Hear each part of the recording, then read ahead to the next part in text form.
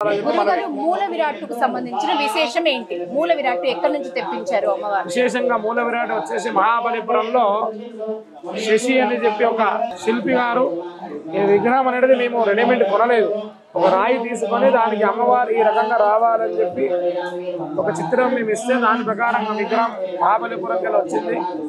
మహాబలిపురం విగ్రహాలు తెచ్చి ఇక్కడ ప్రతిష్ట కార్యక్రమం నిర్వహించడం జరిగింది. ఇప్పుడు మీరు ఈ ఇయరే దీన్ని ప్రతిష్టాపన చేశారు.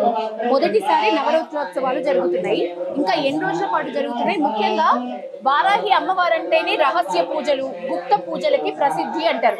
సో ఎలాంటి భక్తులు ఇక్కడికి రావాలి? అమ్మవారు దర్శించుకోవడానికి ఎటువంటి నియమ నిబంధనలు ఏమి లేవు. అందుకే మేము దేవాలయ నిర్మాణం ప్రకారంగా చూసుకుంటే ఉదయం 4 గంటలకు దేవాలయం తెరవడము, 6 గంటల లోపటి అమ్మవారి పూజ, శ్రీచక్రార్చన, కుంకుమార్చన చేసి హారతి చేస్తున్నాము. నవరాత్రి ఉత్సవాల భాగంగా భక్తులు వేచేస్తారు కాబట్టి వాళ్ళ యొక్క కోరికలు తీరాలని చెప్పి వాళ్ళకి హారతి ఇవ్వడం, అర్చన చేయడం జరుగుతుంది. ముందు ఈ దేవాలయంలో ఉదయం 6 గంటల తర్వాత దేవాలయంలో అర్చన పూజ కార్యక్రమం ఉండవు, అమ్మవారు దర్శించుకోవడం మాత్రం జరుగుతుంది. విశేషంగా అమ్మవారికి మనం 27 చుట్టూ ప్రదక్షిణ చేసి 27 నిమ్మకాయలు కానీ, 27 పసుకొమ్మలు కానీ, 27 గాజులు కానీ సమర్పిస్తే ఎంత కష్టమైన ఫలితమైనా సరే అమ్మవారి కష్టంగా తీరుస్తుందని భావిస్తున్నాము. ఎందుకంటే మేము అమ్మవారి ఆరాధన చేశాం కాబట్టి, అమ్మవారి మహత్వం ఎంతుందో మాకు తెలుసు కాబట్టి మేము అందుకే అమ్మవారి యొక్క దేవ నిర్మాణం చేసుకున్నాము. మీరు చివరి ప్రశ్న, మీరు అమ్మవారిని ఆరాధించారు కాబట్టి అడుగుతున్నా, శత్రు పీడల సంహారిణి అని అమ్మవారికి పేరు.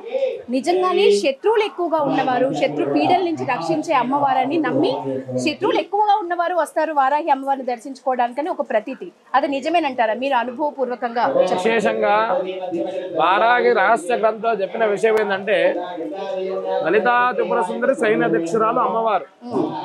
కొన్ని సందర్భము లలితాదేవి ధ్యానముద్రలో ఉన్నప్పుడు ఆమెకు ఈ యొక్క వారాహిదేవి సైన్యాధ్యక్షురాలు.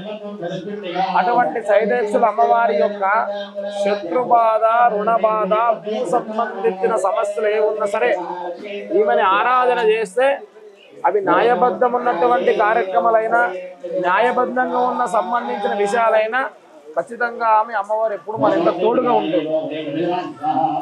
ఏదో నవరాత్రి వచ్చిందని చెప్పి మనం అబద్ధాలు ఆడకుండా ఏదో శాస్త్ర ప్రకారం పూజ చేసినా అమ్మవారు వర్తించదు.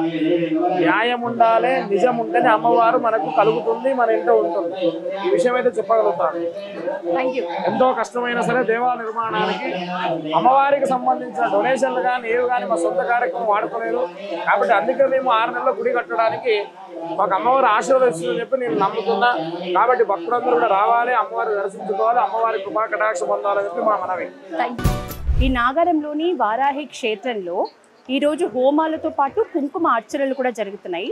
దానికి నిదర్శనంగా కుంకుమ అర్చనకి రెడీగా కూర్చున్నారు. ఈ నవరాత్రుల పాటు ఆషాఢ నవరాత్రుల పేరిట జరుగుతున్న నవరాత్రుల రోజుల మొత్తం కూడా జూన్ 26వ తారీఖు మొదలై జూలై 5వ తారీఖు వరకు ఈ 9 రోజుల పాటు నవరాత్రులు జరుగుతున్నాయి, ఆషాఢ నవరాత్రులు. అందులో భాగంగానే చండీ హోమాలు అలాగే కుంకుమార్చనలు వారాహి అమ్మవారికి ఇక్కడ భక్తులు దగ్గరుండి జరిపించి ఆ పుణ్య మోక్షం మాకు ప్రసాదించాలని కోరుతున్నారు. ఆ విజువల్స్ మనం చూడొచ్చు. భక్తులందరూ నాగారం నుంచి కాకుండా చుట్టుపక్కల ప్రాంతాల నుంచి తండోపతండాలుగా ఇక్కడ వీక్షించడానికి వచ్చిన భక్తుల్ని చూడొచ్చు. అలాగే కార్యక్రమాల్లో, హోమాల్లో, అలాగే కుంకుమార్చనల్లో పాల్గొనే భక్తులను కూడా మనం చూడొచ్చు.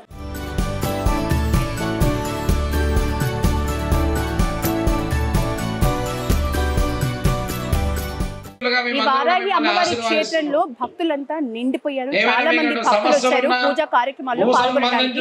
ఇక్కడ మనం ప్రత్యేకంగా వారాహి అమ్మవారి ప్రత్యేకంగా వాళ్ళు కనిపిస్తున్నారు.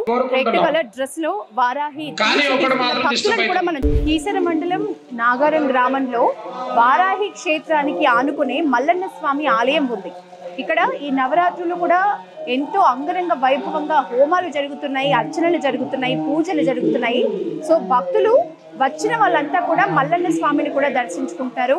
ఇక్కడ మల్లన్న స్వామికి వారాహి క్షేత్రానికంటే ముందు నుంచే ఆలయం ఉంది. ఈ ఆలయం కూడా చాలా అంటే మంచి కలర్స్తో, మంచి విగ్రహాల ఏర్పాటుతో ఎంతో అందంగా అలంకరణలు చేసి ఉంటుంది. ఈ నవరాత్రులతో పాటు ఈ అయ్యవారికి కూడా అంటే శివయ్య వారికి కూడా మల్లన్న స్వామికి కూడా నిత్యం ఆరాధనలు, పూజలు ఇక్కడ జరుగుతున్న పరిస్థితి. రాక్షస సంహారిణి శ్రీ శ్రీ శ్రీ మహావారాహి అమ్మవారు. ఈ అమ్మవారి ఈ క్షేత్రానికి వస్తే నాగారంలో చాలా దగ్గర, అంటే హైదరాబాద్ చుట్టుపక్కల ప్రాంతానికి అంతా కూడా ఎంతో దగ్గర, మాక్సిమం ఒక 30 నుంచి 40 కిలోమీటర్ల లోపే ఉంది ఈ నాగారం గ్రామం. ఇక్కడికి వచ్చి వారాహి అమ్మవారి దీవెనల్ని పొందాలని పల్లవి టీవీ ప్రేక్షకులందరినీ కోరుతూ ఇది ఇవాల్టి మన ఆలయం. కెమెరామెన్ కిరణ్ తో యశోద, పల్లవి టీవీ.